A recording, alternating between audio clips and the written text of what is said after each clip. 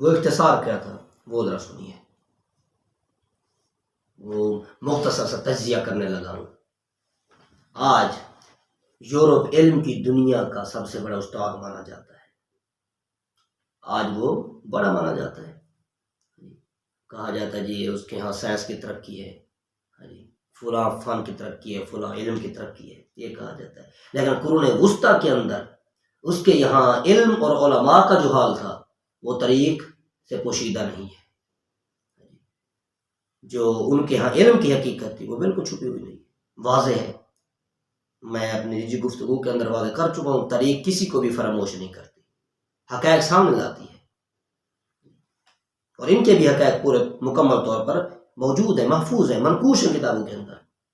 پیر کرم شاہ افضلی لکھتے ہیں، کہتے ہیں کہ زوال روما کے بعد پاپائیت برسر اقتدار آ گئی تھی۔ 1526 کے اندر عیسوی میں یہ پاپائیت جو تھی یہ سیاہ و سفید کی مالک تھی۔ پوپ جو تھے نا، پوپ، وہ فقط مذہبی ادب کی اجازت دیا کرتے تھے، یہ فقط آپ مذہبی ادب سیکھ سکتے ہیں، اس کے علاوہ جتنے بھی علوم اور فنون ہیں وہ تمام حرام اور کفر ہے، یا تو حرام ہے یا پھر کفر ہے، یا تو حرام ہے یا وہ کفر ہے۔ جہاں کہیں انہیں کوئی عالم یا فلسفی یا مفکر سر اٹھاتا نظر آتا اسے کچل دیا جاتا۔ سقراط کے ساتھ کیا ہوا؟ اس جیسے دوسرے مفکرین جو تھے ان کے ساتھ کیا ہوا؟ کیا طریق کے اندر محفوظ نہیں ہے؟ ان کے اپنے لکھتے ہیں، ان کے ساتھ جو حشر ہوا۔ اس طریقے سے اس دور میں مدارس بالکل حکمن بند ہوئے، لاکھوں کی تعداد میں کتابیں نظر آتش ہوئی، کئی علماء قتل کیے گئے، سولی پر چڑھائے گئے۔ کیوں؟ کہ انہوں نے فقط وہ اپنے آپ کو ادب تک محدود نہیں رکھا، دوسرے علوم کے اندر انہوں نے مہارت حاصل کی، یہ ان کا قصور تھا۔ کئی ملیں گے سقراط جیسے جنہیں زہر کے پیالے پیے، جو قتل کیے گئے، سولی پر چڑھائے گئے۔ کئی علماء پوپ کی جو تھے نا اس دور کے، جو ان کا بڑا ہوا کرتا تھا پوپ، وہ اس کی دشمنی کے ہاتھوں قتل ہوئے۔ اور یہ وہ دور تھا کہ یورپ پر ہر طرف جہالت کی تاریخی چھائی ہوئی تھی، یورپ کی جہالت کی تاریخی چھائی ہوئی تھی، مکمل طور پر جہل معاشرہ تھا، مکمل طور پر جہل سماج تھا۔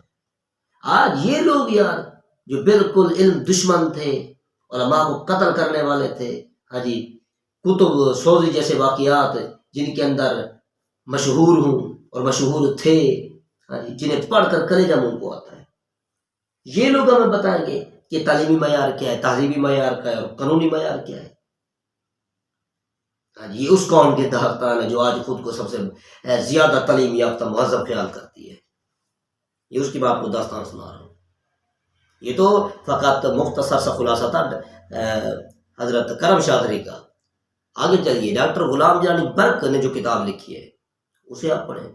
واضح طور پر وہ لکھتے ہیں، وہ کہتے ہیں کہ جی یونان کی ایک لڑکی، ایک مثال دیتے ہیں، وہ مطلب ان کے علم دشمنی کی، کتب سوزی کی مثال دے رہے ہیں، کس طریقے سے انہوں نے کتابیں جلائی، کس طریقے سے انہوں نے علم دشمنی کا مظاہرہ کیا، کیونکہ ان کے ہاں فقط مذہبی ادب ہی تھا جو جائز تھا، اور تو کچھ جائز نہیں تھا، مذہبی ادب ہی کو احترام کی نگاہ سے دیکھا جاتا۔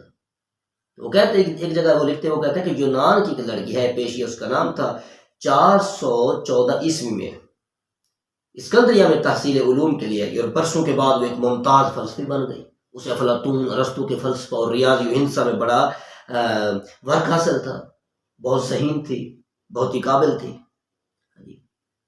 وہاں جو اسکندریہ کے اندر جو وہ ان کا بڑا موجود تھا مذہبی رہنما، اس تک یہ خبر پہنچائی گئی، اس نے فتویٰ دیا کہ یہ لڑکی کافرہ ہے، یہ لڑکی کیا ہے جی؟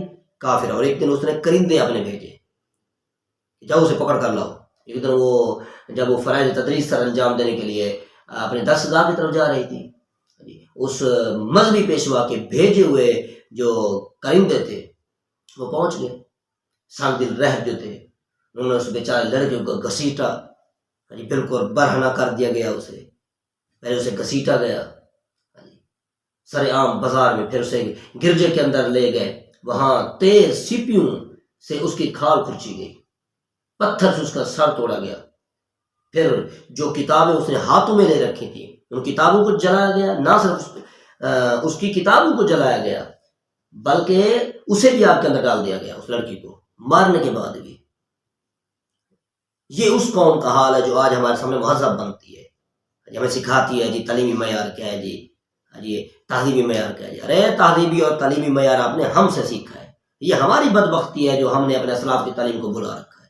وغیرہ تم تو وہ لوگ ہو, تمہارے اپنے مصنفین لکھتے آئے, تمہارے اپنے مصنفین لکھتے آئے کہ ہم پٹی کرنے کے اندر بھی, زخم پر پٹی کرنے کے اندر بھی, یہ بھی ایک علم ہے, علم طب, علم جراحت سے اس کا تعلق ہے. علم جراحت پورا دور کی بات ہے, پٹی کرنے کے اندر بھی ہم مسلمانوں کے محتاج تھے. پٹی کرنے کا طریقہ بھی ہم نے عربوں سے سیکھا ہے, پٹی کرنے کا طریقہ بھی ہم نے عربوں سے سیکھا ہے. جان لیا نا آپ نے ان کی اپنا تعلیمی معیار کی حیثیت, جان لیا آپ نے وہ حیثیت جو آج یہ لوگ ہمارے سامنے اجاگر کرتے ہیں دوسرا روپ دے کر. جی ہم تو یوں تھے, ہم تو یوں تھے, سارا علم ہی ہمارے پاس ہے, تعلیمی معیار بھی ہمارے پاس ہے, ہم ڈگریاں دیں گے تو تم آگے بڑھ سکو گے, ہماری ڈگری کے بغیر تم آگے نہیں بڑھ سکتے, فلاں فلاں فلاں. یہ تھا وہ اختصار, یہ تھا وہ خلاصہ. جو اس قدر ان دشمن لوگ تھے وہ میں پہلے عرض کر چکا ہوں علیحدہ عنوانات کے تحت کہ انہوں نے انسانی حقوق کب بنائے, جی خواتین کے حقوق کب بنے, یہ تو پھر بعد کی بات ہے نا جی. یہ آقا صلی اللہ علیہ وسلم سے بھی پہلے کی بات ہو رہی ہے, تب سے ان کا ظلم چلا رہا تھا. 1920 تک آ کر جب روشن خیالی زیادہ بڑھی تو یہ معاملہ تھوڑا تھم گیا.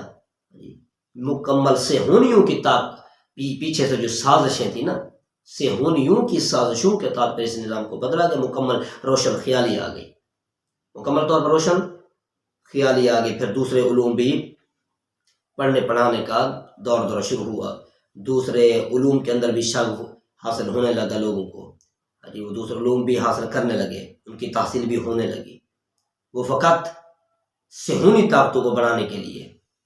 وگرنہ جو ان کے مذہبی پیشوا ہیں آج تک وہ ایسے علوم کو ناجائز کہتے ہیں, ان کے حق میں بالکل نہیں ہے.